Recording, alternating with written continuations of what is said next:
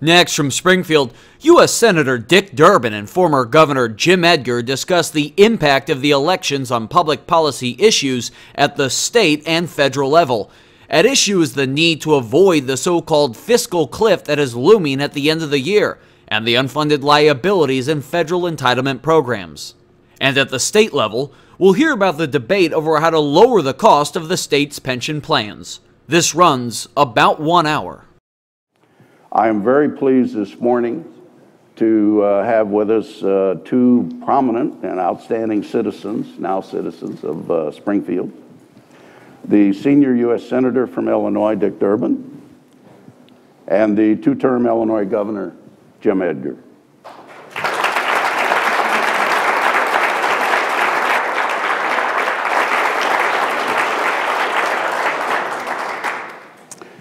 We're going to start a little bit, at least take a few minutes to look, I don't know how briefly, back at Tuesday, November 6th. And obviously, President Obama was reelected. The Democrats gained, 2 seats in the Senate, Senator, and 8 to 10, at least, pending seats in the House. Interestingly, about half of that in Illinois, and so forth. So I think we'll start with Senator Durbin and take a few minutes to talk about November 6th. Thanks, Bob. And can you hear me? Is this coming through? Will they turn up the volume a little bit? Does that help? Okay, thank you very much. Jim Edgar, good to be with you. We were just reminiscing that we both came to state government about the same time. Jim was slightly ahead of my arrival from Eastern, Joe Connolly's program that brought so many people into government. And I came from Georgetown Law School to join Paul Simon. Jim was working for Russell Arrington, who was the Senate Majority Leader, President, I suppose is the word, in the Senate at the time. And I was working for Paul Simon as Lieutenant Governor when he was presiding officer of the Senate. So we go back a long, long way. And I told him, we got to be careful reminiscing because we start talking about people that nobody's ever heard of. So let me acknowledge, at the risk of getting in serious trouble, let me acknowledge 2 people in this room who I think have made an amazing impact on this city. Earl W. Henderson II over here, who,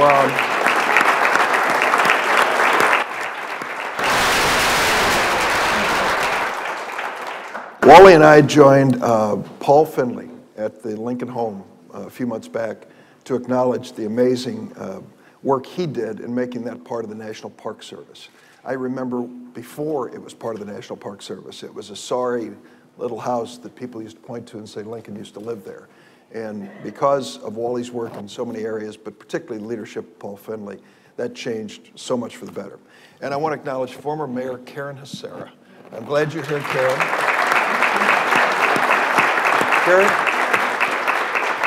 Karen and George Ryan were 2 key people when it came to the Abraham Lincoln Museum.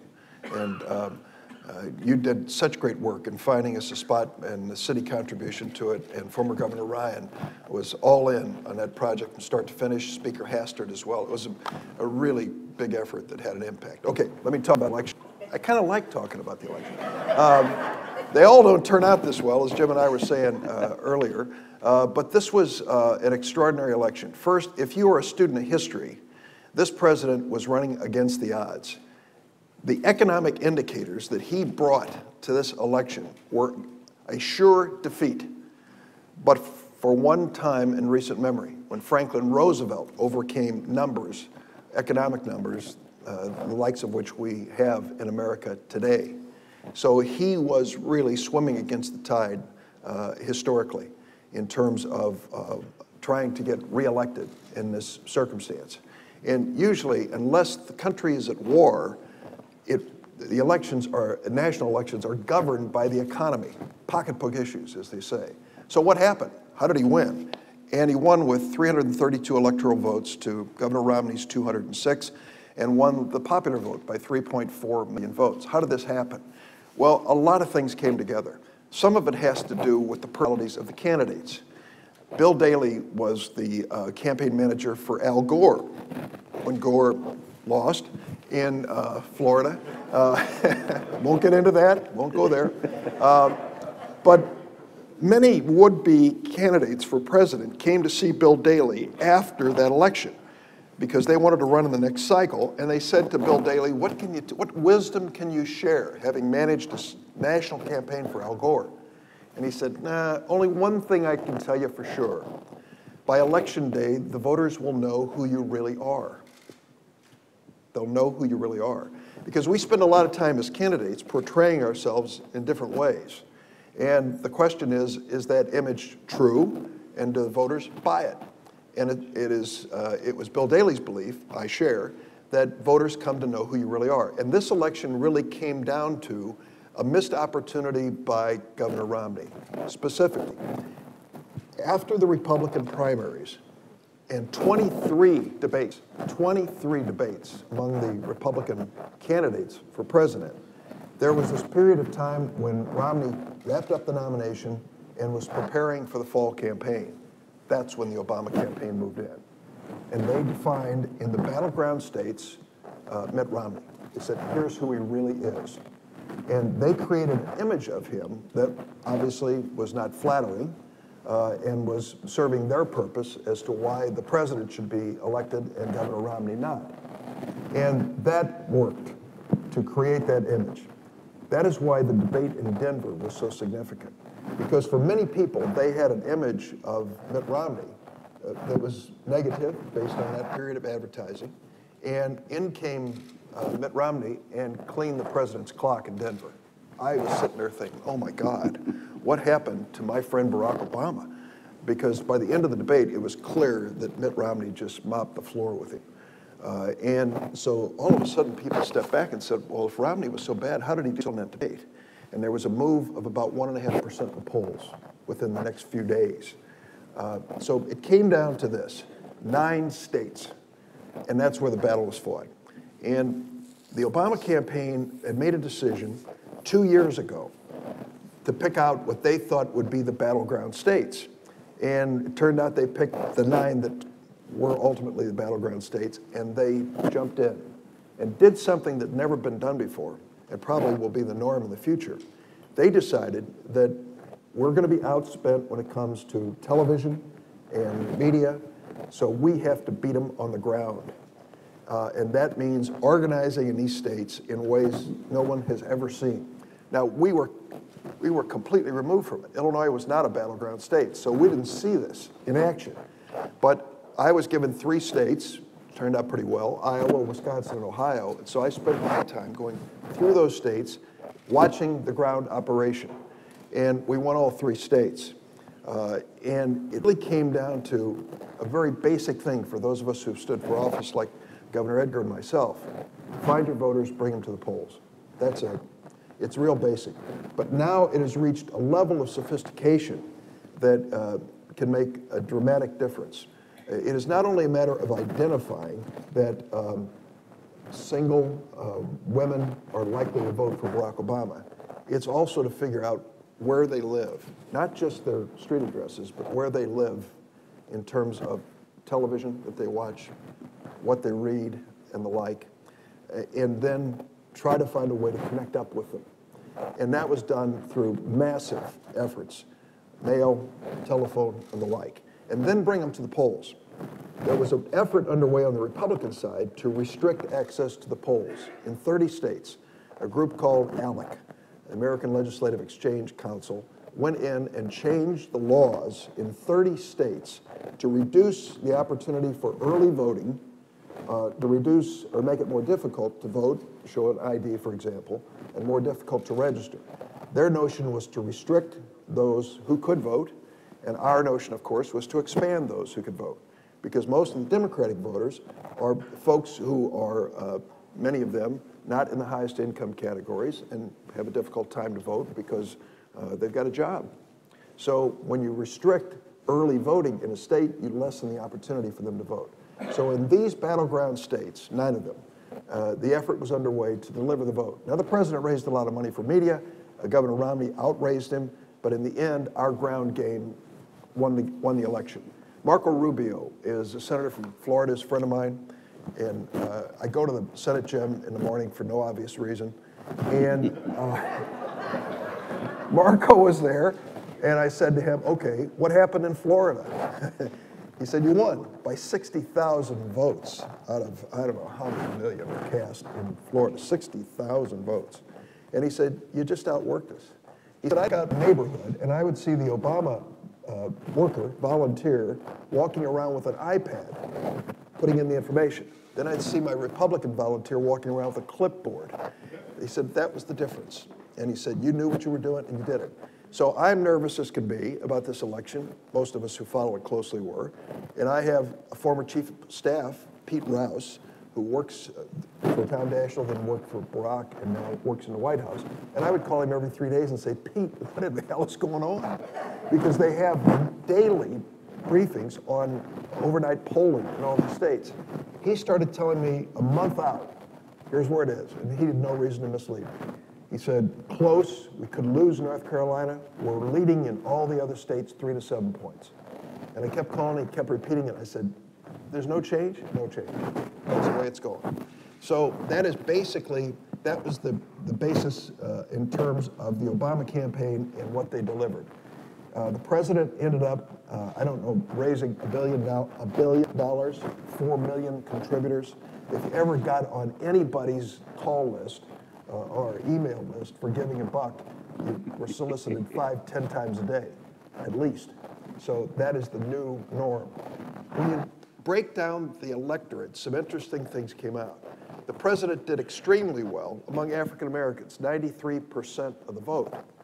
And he did extremely well among Hispanics, 71%. But the Hispanics weren't the second largest group to vote for the president of the United States. The second largest group were the Asian Americans. 73% of Asian Americans voted for him, which was a surprise to me. The other numbers that I might mention quickly, 55% of women who voted for the president, 60% of young people between the ages of 18 and 29. That is basically the coalition that put it together. And I think, I'll leave it to Jim to comment on this, I think that many Republicans are taking inventory of what happened and making some decisions. 11 years ago, I introduced a bill called the DREAM Act. It has now become kind of the standard question of presidential candidates. Do you support the DREAM Act? And Governor Romney said, I would veto the DREAM Act. I thought those are fighting words among Hispanics. That you wouldn't give their kids who came here through no fault of their own a chance toward legal status. Watch how Hispanic voters react. Since the election, we have had a number of Republican senators who voted against the DREAM Act announce publicly they're going to vote for it.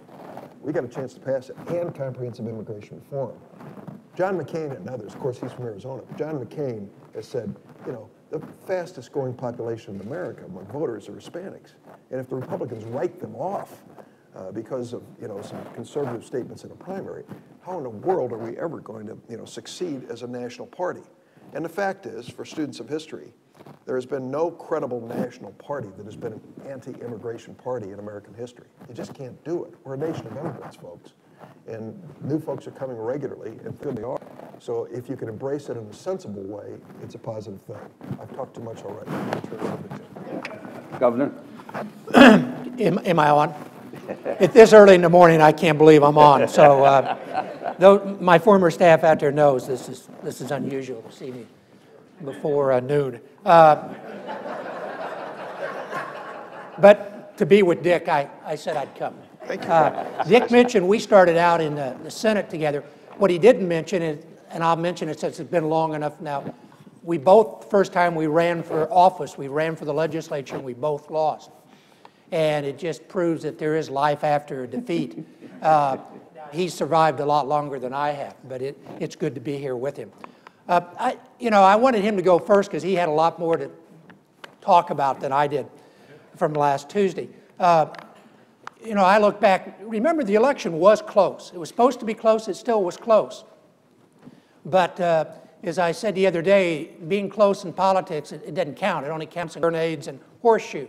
And I found out the first time I ran and lost a close election. I think Dick was correct.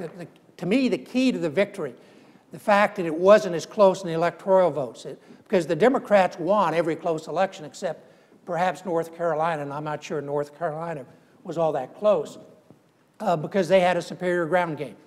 And I think they're to be commended, and hearing some of the stories about how they went about that, it is the state of the art, and it's something that I'm sure will become what both parties will do in the future. As I look at the election, I think in many ways, you know, first of all, Barack Obama shouldn't have won because of the economy, but I think it pointed out there's more than just the economy in this election, and the Democrats were on the right side on many of those issues. In some ways, I think Mitt Romney lost the election by winning the primary. What he thought he had to do to win the primary, which I kept trying to tell some of the people close to him, I thought they went too far, and I think they did go too far, and it came back to haunt him in the general election. He tried to move to the center, but American voters are pretty smart. I mean, they remember what was said in the primary, particularly with 20-some debates. It's hard to change your stripes, I think, later on. And if he'd have just run as the governor of Massachusetts, I think he could have won the general election pretty handily. But what he felt he had to do to win the Republican primary, I think doomed him in the general election. I also thought that President Obama made some early decisions that proved to be correct. The auto bailout, I think, was crucial. We forget, because that was it looked like a landslide last Tuesday. He carried Ohio, I think, by less than 2%. That was the battleground state. And there's no doubt in my mind, if he hadn't done the auto bailout, he wouldn't have carried Ohio. I might be wrong, but I think that was the decisive factor. The other thing, the Hispanic vote, I think when Governor Romney talked about self-deportation, and that began to kind of seal his fate with the Hispanic vote. I have pretty good relations with many of the Hispanics in Illinois, and they were very unhappy with President Obama. They blamed him that nothing had happened on the immigration thing, which I thought was maybe stretching a little bit. But when he did the, by executive order, a version of the DREAM Act, I think that turned that around. I mean, many Hispanics told me they still were disappointed with President Obama, but they were scared to death of Mitt Romney.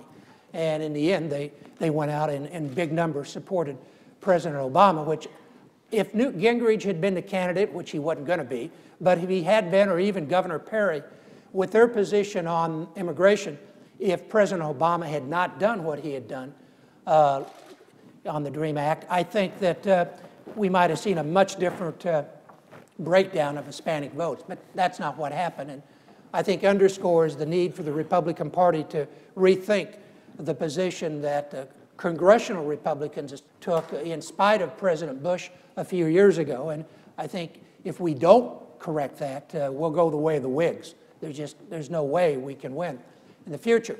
In some ways, I thought this election was a little bit like the 2004 election. An incumbent president that had some problems, but he went and got his base out. I thought, again, the Democrats did a very good job on that. That worked for George Bush in 2004. I'm not sure that'll ever work again for Republicans. They're not enough in our base to win a presidential election anymore. As the demographics have changed and the attitude of many voters have changed, the Republican base just is not sufficient to elect a Republican president of the United States. And in the future, if we're going to be competitive, we're going to have to do something particularly about Hispanics in particular, and also single women. Those are two places we just are doing terrible, and those are numbers that are growing. Also, the other thing that impressed me in this election that I didn't really think would hold up is the young voters.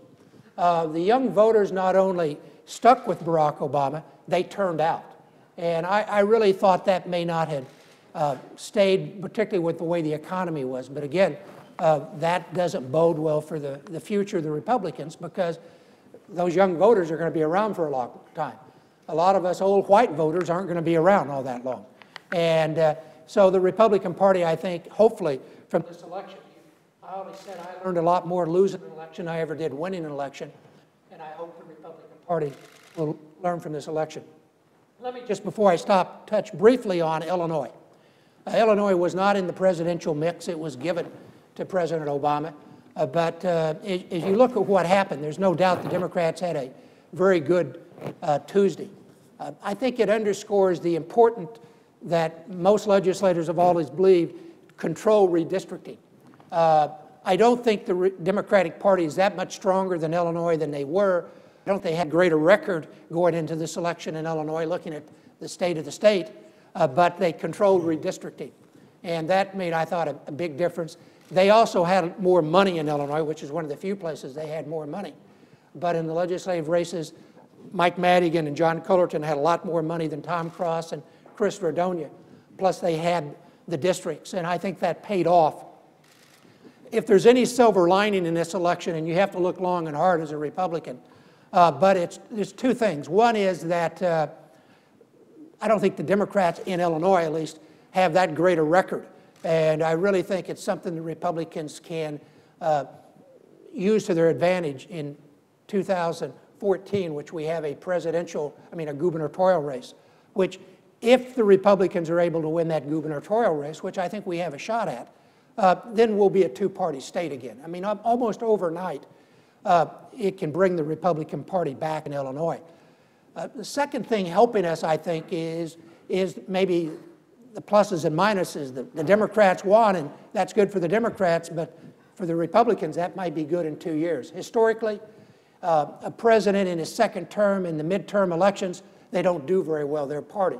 So again, the Republicans have an opportunity, no guarantees, but we have an opportunity with, I think, the Democrats' less than sterling record in running state government in Illinois, and also it's going to be an off-year election with the other party in the second term of the White House. So we have an opportunity, but we got to take advantage of that opportunity. And that may be the only silver lining for the Republicans out of this election. Thank you.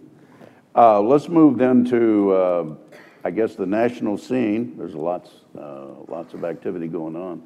And the senator can discuss what's going on in the Senate, the fiscal cliff, however you want to deal with that this morning.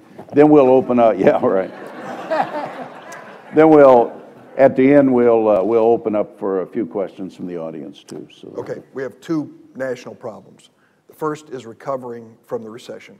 We are recovering slowly. I wish it were happening more quickly, but this is not your run-of-the-mill recession. This really goes to the heart of our economy and the future of the economy. So a lot of people who have lost jobs, lost them in places that just aren't waiting for a return in business uptick to rehire the person. They're redefining their businesses. They're changing. They're going out of business in some cases.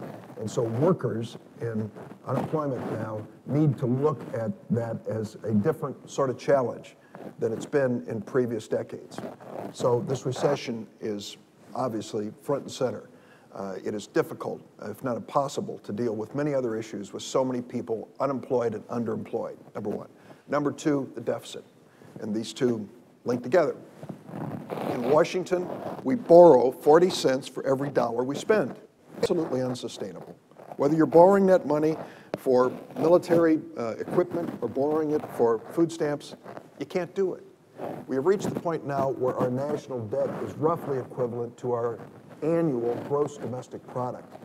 If you look at other nations around the world, they couldn't do that. 100% of GDP, things start to collapse. We're strong enough that we're, braving our way through this, but the point is, it is a terrible challenge. So December 31st is known as the fiscal cliff, and we created it. This was not an accident. We created it.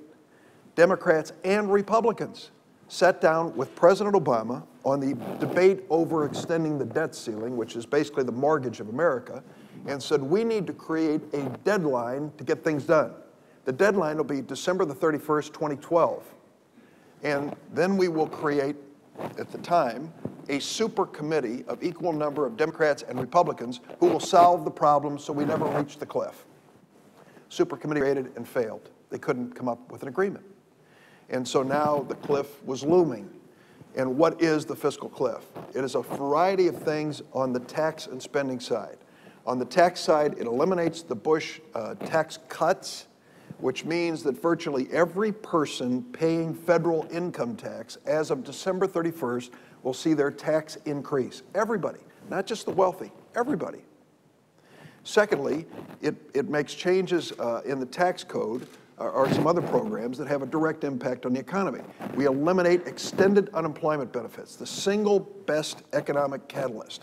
Dollar for dollar, money spent on unemployment benefits goes directly into the economy and is multiplied. It's ended, December 31st. The 2% payroll tax cut, which we've had in place for 2 years, most of us didn't realize, was more money we took home in paychecks that went right back into the economy. That's gone, December 31st. The list just goes on and on. I see Dr. Graham in the room here. As of December 31st, the so-called doc fix, this is all Washington jargon, goes into effect, or at least expires, I should say, and it means a 30% reduction in Medicare reimbursement for hospitals and doctors, 30%, okay? That's the cliff. The other side of it is sequestration, automatic spending cuts over the next 10 years. $600 billion in defense, $600 billion in non-defense. The Pentagon's screaming bloody murder. This is the end of it. We won't be as secure as a nation. Others, in the non-defense side, are saying, you're about to cut college loans for students and things that we need for our future. So it is awful. And the question is, can we avoid it? And so the president really couldn't do much or say much about it until after the election. And when he was reelected, came out and said, here's where we start. We start by saying revenue and taxes have to be part of this. I believe that should be paid by those in the highest income categories, not by families making less than $250,000 when it comes to income tax increases. This is my position. It was my position before the election. It's my position after the election. And 70% of the American people agree with me in polling. He didn't get 70% of the vote, but 70% of the people agree with that position. And he says to Speaker Boehner, who is the key negotiator on the other side, this is a starting point. When you're ready to sit down and acknowledge that starting point, we can do the rest of the package. So that's where we are. There's a meeting today in Washington of the 4 congressional leaders, 2 Dems, 2 Republicans, House and Senate, with the president to see whether or not in this so-called lame duck session, we can make any progress on this occurring.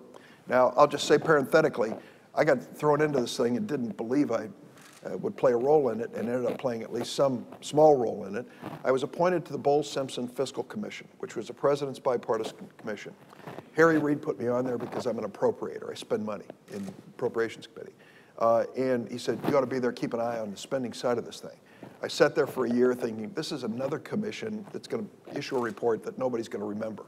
Boy, wrong. There were 18 of us, 11 of us voted for it, and a very strong bipartisan vote. Of the 6 senators appointed to it, all 3 Republicans and 2 out of the 3 Democrats, and I was one of them, voted for it. So we kind of thought this was the way to go to deal with the deficit. We have continued to work on this. And here's what it takes. To be totally honest and open, you got to put everything on the table. Everything. You've got to put revenue and taxes on the table. You've also got to put spending on the table, whether it's defense or non-defense, and you have to put the entitlement programs on the table. Now, that last phrase that I just uttered will send most Democrats running for the doors because they don't want to get into it, but we've got to get into it. We've got 22 years of solvency in Social Security. Untouched, unchanged, unamended. It'll make every payment for 22 straight years with the COLA. And then, boom, 30% drop-off. We also have in our country 10,000 Americans who reach the age of 65 today. 10,000 did yesterday, boom. And 10,000 will tomorrow, and for every day for the next 18 years. The boomers have arrived. So that is a demographic that is driving these entitlement programs as they expand when people say, I paid into this for a lifetime, right? So now I'm entitled to my Social Security and my Medicare, right? True. Medicare, much worse. Medicare has 12 years of solvency, only 12. We've got to do something, seriously. It isn't, my liberal friends and, who are my friends who say, oh, don't touch it. We don't have to, we won the election. They're crazy. We've got to do something starting now in dealing with Medicare to reduce what is the upward curve of the cost of Medicare. I think we can do it. I've been sitting across the table from a lot of my Republican friends in the Senate for 2 years. There is a path to get to the solution here. that doesn't kill the recovery, but basically moves us toward a meaningful, serious, enforceable deficit reduction over the next 10 years of at least $4 trillion, which is kind of the magic number. I think we can do more, maybe even up to $5 trillion. What's it worth? It's worth a lot. If we find the answer to this thing, I honestly believe that it's going to spring this economy. We're going to have dramatic expansion. If you were living somewhere else in the world, what would you choose as the most stable, predictable currency in the world today? It isn't the euro, that's for darn sure. It's the US dollar, even with our current problems. Now, what if we get our deficit in order? And our bond ratings are not going down, but improving as a nation. Our currency will be that much stronger. Investment in the United States becomes a much smarter thing to do. Plus, we're moving toward energy self-sufficiency. Believe that or not, it's true. We have a lot of things on the horizon that are positive once we get past this issue. But we've got to ask everybody to pitch in, because everybody needs to be part of the solution to this thing. Governor, you might want to talk a little bit on the situation in Illinois from a financial standpoint, but you can weigh in on the bigger scale if you feel like also. Well, I hope something happens in Washington. I mean, I think it's critical, and I agree with a lot of what Dick has said, and I think it'll be a kind of a big test case to see now that the election's over, can we put that behind us at least for a few months and do something? And I think it's going to have to be done quicker, not only because we have to do it quicker, but I think that window of opportunity of, I don't know if bipartisan is the right word, but less of the partisanship that exists in Washington. So I wish you well. And I wish you were at the meeting today. I'm not all sure about those 4 leaders sometimes. But, you know, I don't know if I can tell you about the situation in Illinois as well. I haven't talked to Joan Walters lately, and that's who kept me when I was governor. I just did what Joan told me. Those of you who don't know, Joan Walters was the head of the Bureau of the Budget, and the reason we were able to get out of the mess in the 90s was she was meaner than I was, actually, when it came to spending money. And, we still have a very serious problem in Illinois. The income tax increase a couple years ago really didn't solve the problem. In fact, I think we made a huge mistake by not doing cuts when we were raising taxes. We still need more revenue. We need to make cuts. There is no silver bullet. The governor talks a lot about the pension problem, and it is a problem. But solving that, even if he can solve that, or they can solve that, that doesn't solve the overall problem. There's still a lot more there. There's no silver bullet. There's no quick fix. It's going to be, we're going to have to make cuts. We're going to have to find some additional revenue. And the most difficult thing, I believe, for the state government to do is this isn't going to be a one-year thing. We're going to have to stay on a fiscal diet in Illinois for several years. And that is going to be really tough. I know back when I had to deal with what at that time was the biggest financial problem the state ever faced, it was hard to keep the legislature for about 2 weeks on a fiscal diet. It's just not in their nature. People want to spend money. And we're talking about, at a minimum, 4 or 5 years. So it's going to be very difficult, but it can be done. It's going to have to be done. And it's going to take the governor. The governor has to provide the leadership. We hear a lot about Mike Madigan is the most powerful man in Springfield. Well, if that's true, then state government's broke. Because the way Illinois government is put together, the governor has to be the most powerful person. That has to be where the leadership comes. So that's going to take some change in the way things are happening in Springfield. But I think it can be done. But it's not going to be easy. And just as Dick said, at the federal level, everything's going to have to be on the table. I think everything has to be on the table at the state government, and I don't think people are going to be all that happy with the solution. He mentioned 70% of the people were in favor of President Obama's suggestion we tax the wealthy a little more. You know, I can remember when I make the surtax permanent, I think 75% of the people were against that. People never want to be taxed more. They always want to tax the other person. But in Illinois, we're going to have to do things that people aren't going to like, but it's going to have to be done. Let's open it up to questions. I'm going to try to repeat the question so the audio picks up. So don't make the question very long. Don't make it very hard The either. reason for that. Anyway, can we start? Yes, please. On the Today Show a few days ago, they were discussing this fiscal cliff, and several of the people in the discussion were saying it's not really a fiscal cliff, it's a trip off the curb, because these are, you talk about changes occurring over 10 years, so it's not really, that the government is not going to shut down on January 2nd. So that's true. It's not a cliff, it's a steep slope, okay, if that's any consolation. But here's the problem. Most agree, not everyone, but most agree in Washington that we should do things to stimulate the economy. I mentioned unemployment benefits. Anyone who believes, getting into the weeds here, the Keynesian side of economics, that government spending and tax cuts can in fact increase economic activity, know that unemployment benefits are the most direct way to do it. You're giving a buck to somebody who's out of work, and they're going to spend it. They're not going to save it. They're going to spend it, and it multiplies through the economy, okay? So if we just allow this, if we step off and start going down this steep slope, here's what they predict. Over a 10-year period of time, we will reduce our deficit by more than $5 trillion. Great news, right? It would really be what we've been trying to achieve for a long time. But we, by the middle of next year, will be back into a recession worse than the one we just came out of. Because economic will start contracting in this country, and we'll start seeing lots of problems. People will be spending less, there'll be less consumer confidence because people have less money. Taxes are going up on everybody, across the board. And there's less money going into the economy. So I don't buy this notion. Paul Krugman, I read him from time to time, Nobel Prize and so forth, but I will tell you, I disagree with his notion which says just fold your arms and tell them, we'll wait it out.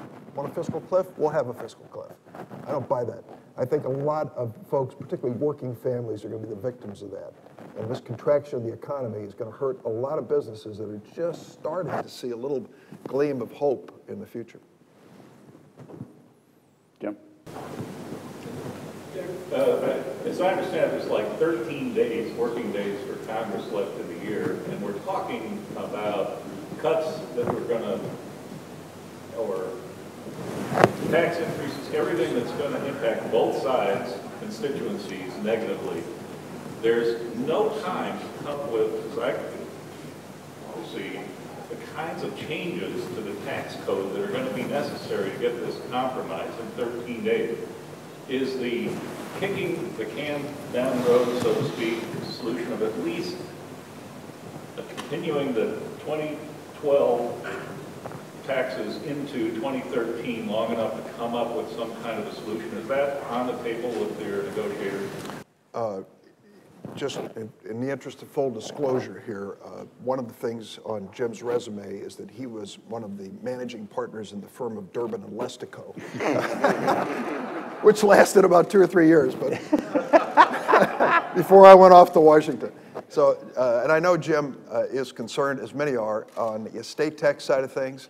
It is a complete mess at this point, because as of December 31st, we revert to the old law, which all of us agree is an unfair law in terms of the exemptions and the rate that's being charged. So it's one of the things we have to fix. And what you've asked me privately and now publicly is, how in the world can we, as lawyers, accountants, and individuals, make plans when we don't know what the tax code's going to look like? And that is one of the serious problems here. As the president has said, we'll go off the cliff if we can't reach an agreement. I hope we can avoid that. And you're right, saying working days in Congress is kind of something we might argue about.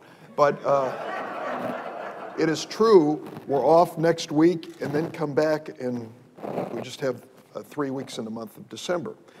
Here's what I think needs to be done. Here's the Durbin plan for shaping up Western civilization, for whatever it's worth. First, agree on a number. What's the number? What are we going to do for 10 years? We all agree on 4. Can we do 5 trillion? Let's agree on a number. Second, what's the split between revenue and spending cuts? What's the percentage? Simpson Bowles was 40% revenue, 60% cuts. What's our percentage going to be in this package? Third, how long is it going to take us to do what Jim just said, to write the laws that reach the goal of $4 trillion, for example? I'd pick 6 months. You can't do it in 2. Believe me, you can't do it in 2. And I don't want to wait a year into the end of 2013, because guess what? New campaign, new election. We got to avoid that. We got to try to do this in the 2013 year. Then, what I would suggest, Jim, and people are saying, we need a down payment. In other words, if you need 6 months for Congress to reach the goal, then show good faith in the lame duck session by saying, and we will reduce the deficit, the equivalent of what the cliff would have done to us over 6 months. Maybe that's $400 billion. I would do half revenue, half spending. We've already done a lot of spending cuts. And then you give the assignment to the committees with a fail-safe. What's a fail-safe? What if they blow it? The super committee blew it. They didn't get it done. What if the full committees blow it? What if they can't get it done in the House and the Senate? There ought to be something that happens automatically. And I think it ought to be painful. Painful enough to keep them focused on doing their job. Now, what's their job? Remember Medicare I mentioned earlier? Their job is to figure out a way to find savings in Medicare that'll give it more solvency, more longevity, but not destroy the program. I think the debate over the Paul Ryan budget really got to the heart of it. People want Medicare, for goodness sakes. 50 million Americans depend on Medicare, and we've got to have it. We've got to figure out how to afford it, which is the tough part of it. The second part of this assignment is to look at the tax code. The tax code, that law, gives each year, forgives, or I shouldn't say forgives, that's not the right word, creates deductions and credits to the tune of $1.2 or $1.3 trillion. That's money we don't pay to the federal government because charitable contributions, mortgage interest deductions, and the like. They've got to figure a way to come out of savings out of that tax code. I got this question wrong. I'm going to answer it. I'll tell you my wrong answer, and then I'll tell you the right answer. What is the #1 most expensive deduction to the federal government in the federal tax code? I said, mortgage interest. Most people do? No. Biggest one is the employer's exclusion of health insurance premiums. In other words, when the employer pays 70, 80% of your health insurance, it's not attributed to you as income and you don't pay taxes on it.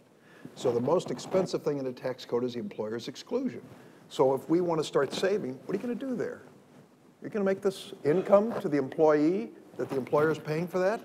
Think about how that ripples through the relationship between labor and management and our goal to try to get more people with health insurance. So there are no easy fixes in the tax code, and that's why the committee needs at least 6 months. Jim, it's going to be hard to get it done, just very briefly and quickly, very hard to get this done before the end of the year, but we can set the stage to get it done and have some confidence that it'll happen. Alan? Okay, 2 good points. First, in the course of lifetime, most families will pay into Medicare $100,000 in premiums. Most families will take out of Medicare $300,000 in benefits, okay? So if you believe, hey, I paid into this, yeah, but you're going to get quite a deal in the end. And somebody's got to pay the difference before it's all over. I agree with you. I think we should means test Medicare premiums. I think that is a reasonable thing to do. I should be paying more on Medicare premiums than someone who's just struggling. What are foods? Food stamps have grown dramatically in America. And you say to yourself, well, what the heck's going on out there? So I go up to the Irving Park United Methodist Church food pantry in Chicago. Liberals hang out places like that. And I sit down with a lady and I say, will you tell me your story? Sure. She said, I'm on Social Security. And she apparently was going through some medical treatment. It appeared she was on a walker.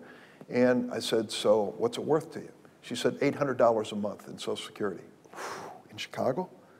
How much is rent and utilities? $600. How do you make it? Well, she said, I get $200 and I come to this food pantry and I go to one other one and they give me 3 days of food, each one of them. And she said, I get food stamps. I said, what are your food stamps worth? She said, $37 a month. So when we talk about food stamps here, my friends, we are talking about a lot of people who are very poor, and we're also talking about the working poor. There are people who are working jobs. The largest growth at food pantries across Illinois are working families and single moms with babies. So when we talk about the safety net issue, put it in perspective. You can't make a living off lie heaping food stamps, okay? It just doesn't work. It isn't much. It certainly is a comfortable life. But the point you make is right. What I think, a plumber came by our house the other day, and Loretta talked to him, and he said, I'm trying to hire this guy who's unemployed. I'll pay him $14 an hour. But he said he won't leave unemployment and Medicaid. Point you made. So I said to Loretta, so what does Medicaid mean to that unemployed person? It's the only health insurance he has. $14 an hour, you'd spend $5 of that $14 an hour, at least, for some health insurance program, policy. So people are making that calculation. A lot of it is around health care.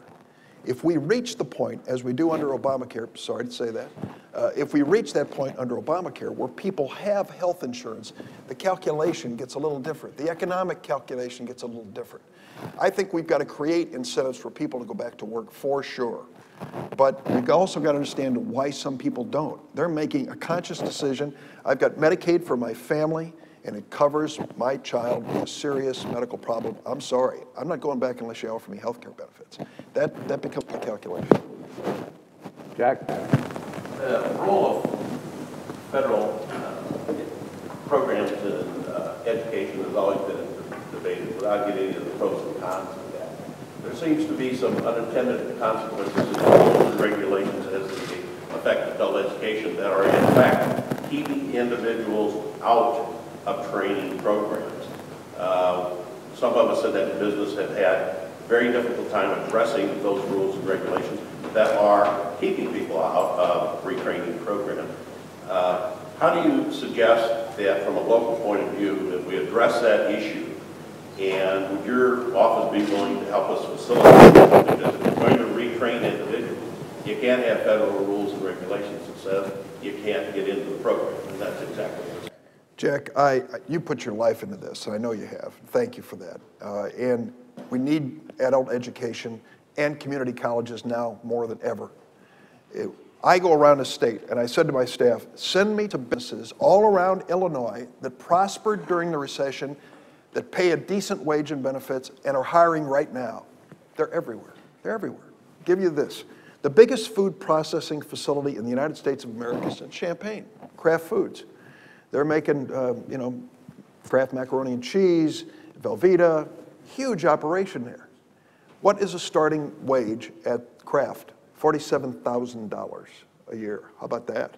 The average wage in Illinois is $50,000. That's not a bad starting wage. And 47 grand in benefits on top of it.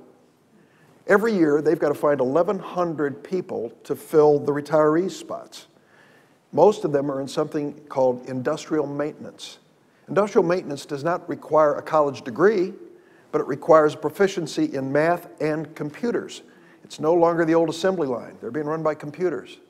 Last year, they needed 1,100. They found 100. They missed it by 1,000 for jobs that are paying 47 grand a year. And I can tell you all around the state, I'll give you examples, just like that. What kids say, oh, hell, I ain't taking math. My mom and dad couldn't do it. I won't do it either. They kind of just disqualify themselves. We've got to find transition ways to get them into these skilled jobs that pay a decent wage. We've got to also overcome the prejudice against manufacturing. My kid ain't working in a factory. My husband worked in a factory. My kid's wearing a tie. Your kid's going to wear a tie stocking shelves somewhere, okay, if he's lucky. He may get a $47,000 a year job if he walks in and sees this ain't his dad's factory. It's a much different looking place. And third, we got to convince these young people, smoking pot on Saturday, you can't pass the test, drug test on Monday. It's not going to happen. So they got to get this in their mind. I will tell you one thing. Allow me to soapbox for a minute here. We are doing something in this country and in this community and all over the United States that we better step back and take an honest look at. 10% of the kids that finish secondary education, 10% of them are going to go to for-profit schools. We got them here in our community. We got them everywhere.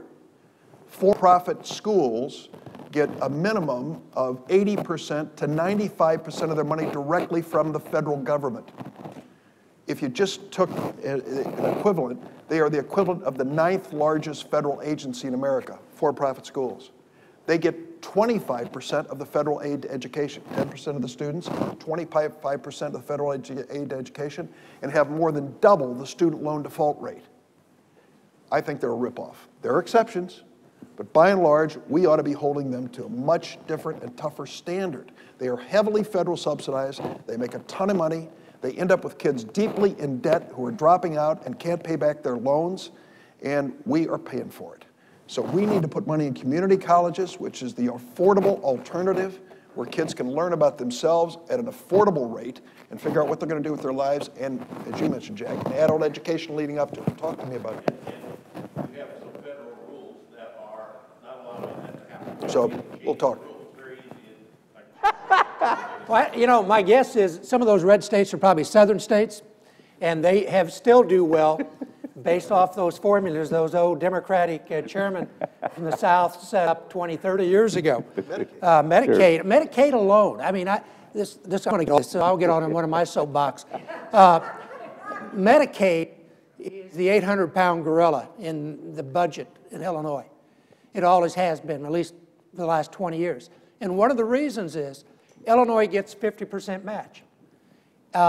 A lot of other states, even Ohio and Michigan, I think, get 55% match or something.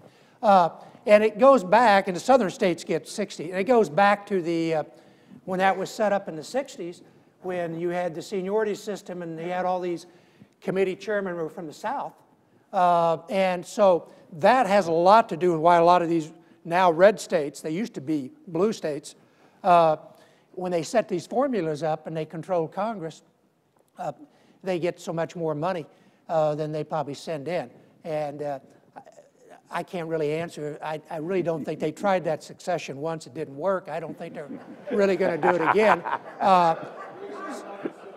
You know, I don't think so. I think it's, you know, there's a bunch of them in a coffee shop, a bunch of old white men talking to each other. I suspect. But I do think that one of the frustrations I had as governor, and still when I look at it, is that Illinois is, I'm not sure we're the wealthy state we used to be perceived. And we don't get the best of returns on a lot of these federal programs. And it makes state government then have a much more difficult time trying to balance the budget. And again, that's, I think, continues to be one of the challenges here in Illinois. Medicaid alone, it puts us behind the 8 ball, I think. So, but I can't really speak on the chances of those states succeeding. There are days probably we would say we want them to, but I don't think we really want them to, and I don't really think most of the people in those states want to. So I'm sure all my friends that were very upset after this election, I just told them to stop watching Fox News, and you know, they'll feel a lot better. Very good. We got about 2 minutes. I'm going to ask the senator and the governor just to give us a minute or so to wrap up. Well, I like the last question. I want to address it. Okay, I'm going to betray my age here. Just went to my 50th high school reunion. What's the difference between the 40th high school reunion and the 50th high school reunion? Here's my experience. At the 40th high school reunion, everybody's talking about retirement.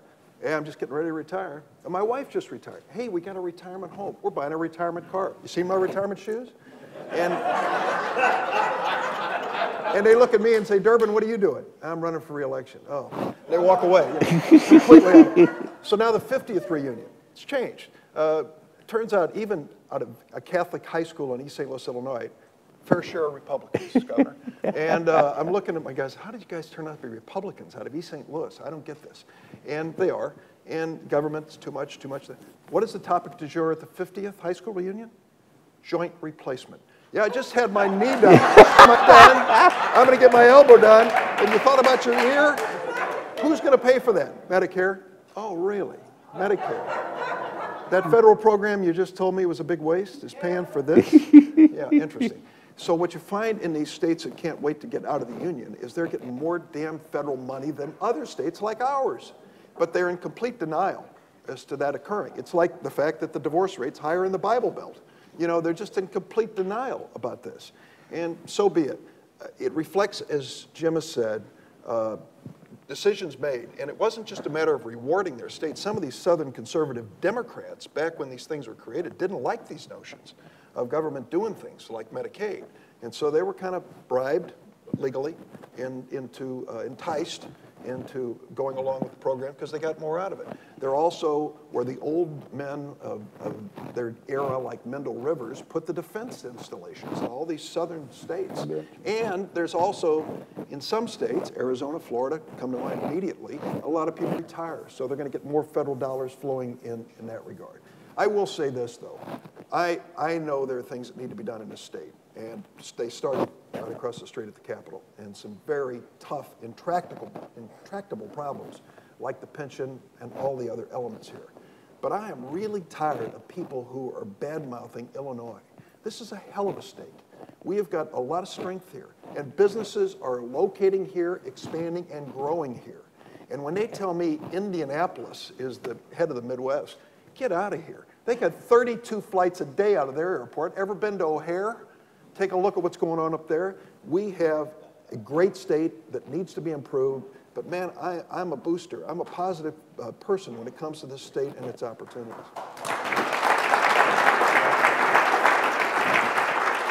Last word this morning by the governor. Well, you know, we do have a lot of challenges at both the state and the federal level, and I think we have a lot of good people on both sides of the aisle. Hopefully, now that the election's over, the good people come to the forefront and we can you know, find some common ground, which is the essence of a democracy. But one of the things, and I'm looking at this audience, and I know I'm preaching to the choir a little bit, it takes more than just the folks elected in office. They need people backing them up. They need people pushing them along. They need their input. And hopefully, we have a lot of challenges, and we're not going to meet those challenges if just the elected officials have to deal with it. It needs all you folks involved. Again, you people are pretty active. The fact you got up at 8 o'clock or 7 o'clock and came to this thing, you have an interest, but you need to be involved. You really can have an impact, and particularly when things are tough, we need your input into government more than ever, and I hope that you not only show up for 8 o'clock meetings, but you'll make sure you'll let your elected legislators and executive branch members on both sides of the aisle kind of know your input, but also understand these are not easy problems to solve, and they didn't just occur overnight. And it's going to take some time to get them resolved, but hopefully we're help. And good people like Dick Durbin in office will get them done. Is that an endorsement? You're watching the Illinois Channel, an independent nonprofit corporation formed to provide gavel-to-gavel coverage of Illinois state government and other public affairs events taking place across Illinois.